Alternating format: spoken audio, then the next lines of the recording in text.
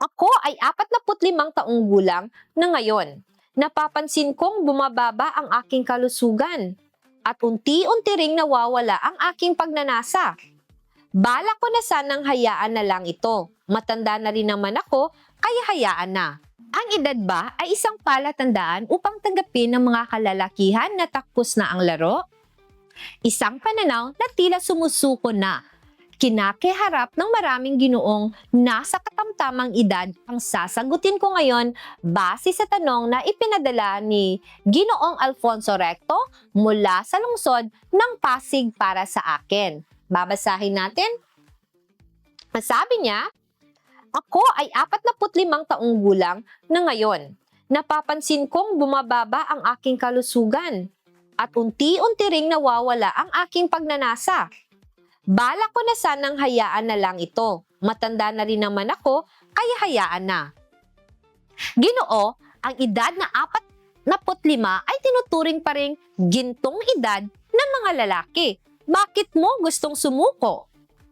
Kung pipiliin mong hayaan na lang, ibig sabihin ay ikaw mismo ang nagsasara sa pinto ng sarili mong kaligayahan at maging ng sa iyong asawa. Huwag ninyong hayaan ang edad ang maging dahilan upang itigil ang pag-aalaga sa iyong sarili. Ang kalusugang sexual ng lalaki ay tila isang puno.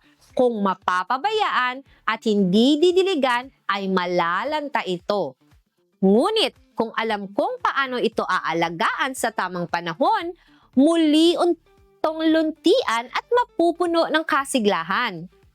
Upang matulungan kang buhayin muli ang iyong lakas at panatilihang nag-aalab ang apoy ng kaligayahan, ang Adenafil 100 ang solusyon na palaging hinahanap ng mga matatalinong Ginoo sa katamtamang edad. Huwag hayaang dumating ang katandaan ng mas maaga sa inaasahan.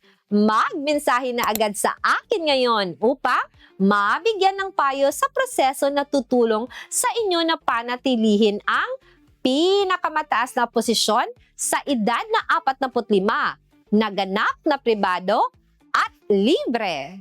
Huwag mong hayaang manatili ka sa kahinaan. Mag-message ngayon para sa libre, pribado at confidential na konsultasyon.